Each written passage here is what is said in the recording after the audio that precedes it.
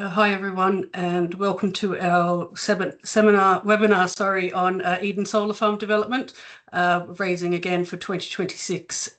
So it should only take 15 or 20 minutes, and I'll hand you over to Donal and Paul. Yes. Thank you for that, Janine. Thank you to everyone for attending today.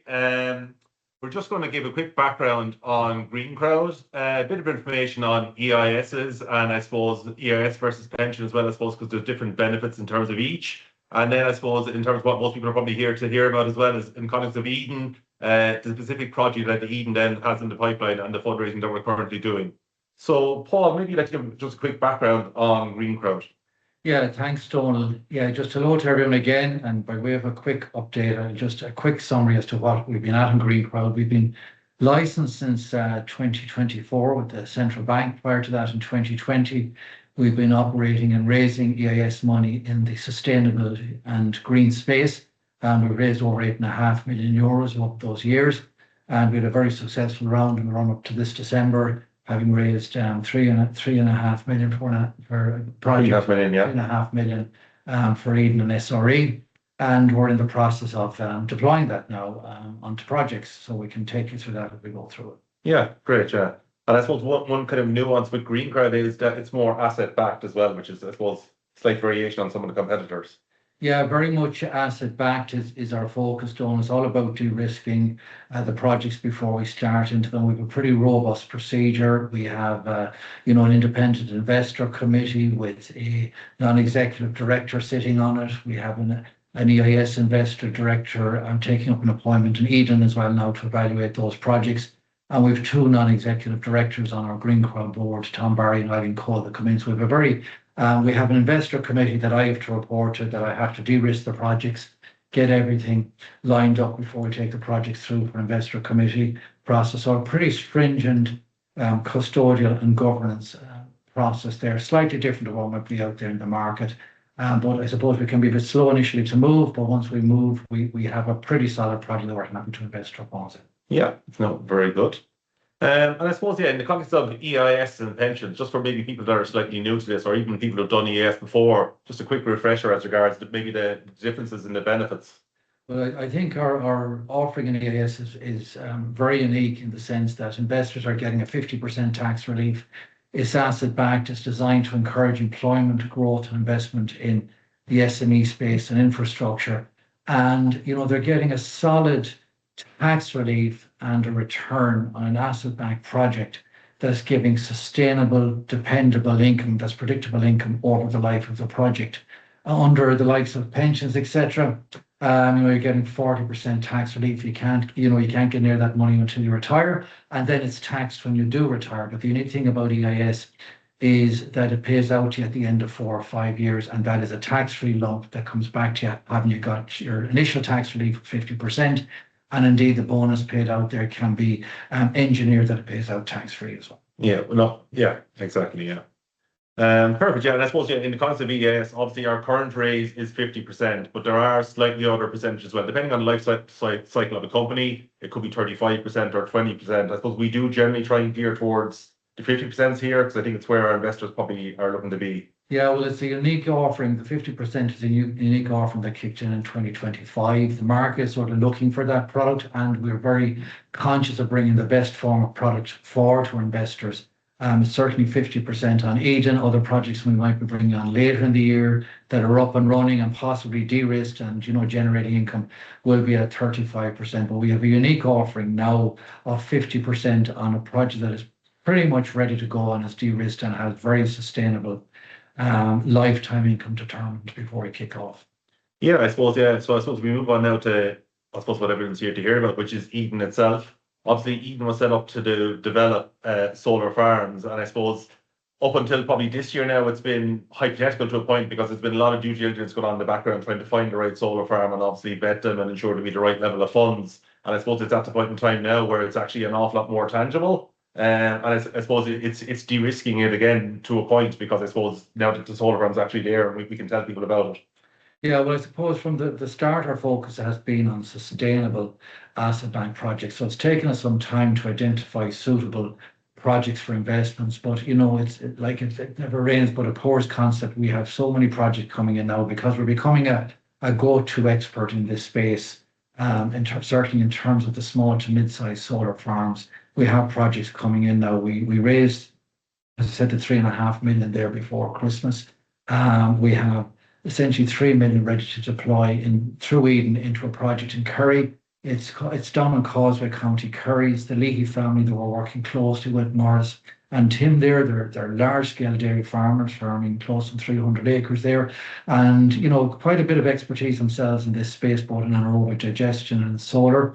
And they've been looking at developing this project for a couple of years. They've got the planning, they've got the grid. They didn't have an offtake contract. We were able to get involved with them and submit to the department to get them an offtake contract, which will be for 15 years. It will be index linked. It will be guaranteed income for them and for our investors. And our investors, through Eden, through our subsidiary we've set up, will be building out that project. We're essentially de-risking that at the moment. We have the department contract applied for. We have planning pretty solid there. We're meeting all the compliance requirements on planning. And we're finalising the lease, a very robust lease that is focused upon our ability to refinance at the end of year 5. So we're very much preparing that lease based on discussions we've had with 2 associated banks that are quite happy to refinance it once it's de-risked. So we're bringing a solution to the Leahy family where we're getting the risk capital to enable the dream to get up and running, to get a creating income and to have 5 years income essentially there in a sinking fund to allow us to do a refinance and to hand that farm back to the Leahys, who are, you know, are well positioned to be able to do a refinance at the end of this to exit our investors. But just, you know, I suppose to the market that's out there, couldn't get traditional financing because they wanted the full farm security in order to do a small scale project over 10 acres. So it's a very positive project. It's 10 acres, it's 3 megawatts, it's right beside the substation. I mean, right beside it, 45 meters. We're literally throwing a cable from our solar farm across into the ESB. It couldn't be any more perfect. And we've looked at a lot of projects to get this. So it's fantastic. We have this one and we have another couple of projects coming on, you know, later into 2026 and into 2027 that will have a similar profile. So what we're expecting, Donald, is that, you know, we're probably about a month or 2 away from getting boots on the ground, but we're very, very much at the point where we can get boots on the ground from the end of May, start of June, and start deploying and start building out, ordering the transformers, awarding the EPC contract, being, you know, competitively tendered to get the best value for investors and for the Leahy family. And that we have an expectation, certainly, that the target date is by the end of December. We'll have the plant up and running, but we're hoping sort of weather dependent and all that, the worst case situation by March of next year will be up and running. But as I said, our target date is December. We have a small raise of another 350,000 to allow for everything, just to make sure we're fully covered on it. Contingency, really. A complete contingency, and just that it's pure 100% equity that we're putting in there. Our investors own this project. It's completely their project. There's no other leveraging in it there, and they own this project with the benefit of 15 years determinable income on the back of a contract that is index linked to take this power, and it's underwritten by the government. And we've that pre-negotiated now with a supply company supported by the government. And it's a very important thing, I suppose, as you say, it's the investors that will own it, I suppose, in the immediate term until they're paid back. So nobody else is withdrawing funds from this company until the investors are paid back. So it's in everyone's interest to get the investors paid back as quick as possible. Yeah, correct. We're very involved. Throughout the 5 years we're in there, we're asset managing it, looking after it, making sure that it performs. We have a sinking reserve built up that the income, you know, expected to be about of the capex value 8 to 10% a year, building up in that fund over 5 years, allowing us to be able to do a refinance and pay investors back at the end of the 5 years. And as I said, we've had preliminary discussions with 2 associated banks in terms of reposition. Ironically, I think they probably want to come in earlier rather than later on this. But the whole thing about this is to get the project built, get efficiencies achieved and maximize the income, and show a sustainable 3 or 4 year period of performance, so that when we do come to refinance it, we're getting a very efficient and a low competitive priced senior funding for the Leahys as we take out investors, maximising then what we can pay out to investors. Like in a lot of ways, I suppose it's de-risked further again versus, I suppose, Eden investors from 2024 and 2025, in that the refinancing will likely be done for the 24-25 investors. So it'll be done and in place for the 2026 people. Yeah, that's what we expect. You know, it's just to say it's okay. It's taken us a bit of time to do this, but we've had, you know, extensive due diligence on it. We're very happy with the project. You know, as I said, you know, it's a small market out there, and because we're delivering on this, we're attracting other similar projects. So, and again, developing a sort of a go-to expertise in this space. Yeah, no, I think we do see I suppose a real future in this, and I suppose we've had a lot of learnings ourselves in terms of paperwork and the due diligence that we've done across here as well. So I think it's going to be probably our niche area going forward in terms of solar farms. So obviously, if anyone watching here has any farms they think are looking for funding, feel free to drop us a line, and we can obviously touch base on that and see if it's maybe something for a future project. That's very valid, Donald, because as part of this fundraising, which you and Janine are running out to the end of May, not only are we raising the funds to have that buffer contingency for the Tim Leahy project, but we're raising additional funds which will allow us to bring on, you know, another project that we can actually take it through it and de-risk it and have the monies to be able to get that plan, get that grid in place and bring the project along and add value into it to a ready to build status that we can actually then have it available for sale in the market or as another future project. So as Donald said, if there are projects out there that you feel through your own involvement as business people throughout different sectors of our business and SME sector, if you feel there are opportunities for us to work with you as investors as well, please be forthcoming and let us know. We are talking to another couple of community projects and we're talking to one or two small solar farm projects that are similar.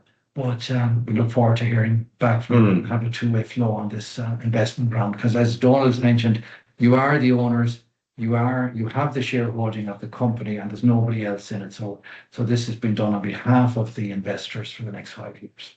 Yeah, no, I think I suppose in my time at the company here, it's one thing I've definitely seen is that there's an awful lot of solar farms out there have the planning, but just the financing piece is not quite there for a lot of them. And somebody's kind of take it over the line. So yeah, there's definitely there's a market for this, and we think we have a roadmap going forward for other entities. But obviously, in the concept of Eden, we're very excited about that now as well, and we're sure we're going to get that over the line.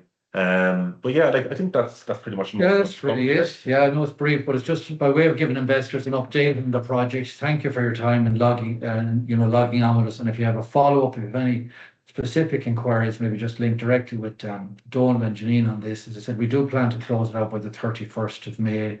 Certainly, Eden, we're pretty much funded there on the Leahy project, and I think with the campaign that Donald has underway now, I think we're well over the contingency at this stage. Yeah, I was going to say we've raised about 400 of the million already. I mean, we're only open just even under 2 weeks now, so we do actually think this fund is going to fill out quite quickly. So if somebody wants to get in, I'd advise probably sooner rather than later. That's great. Thank you, everyone, from my end. Yep. Thank you very much.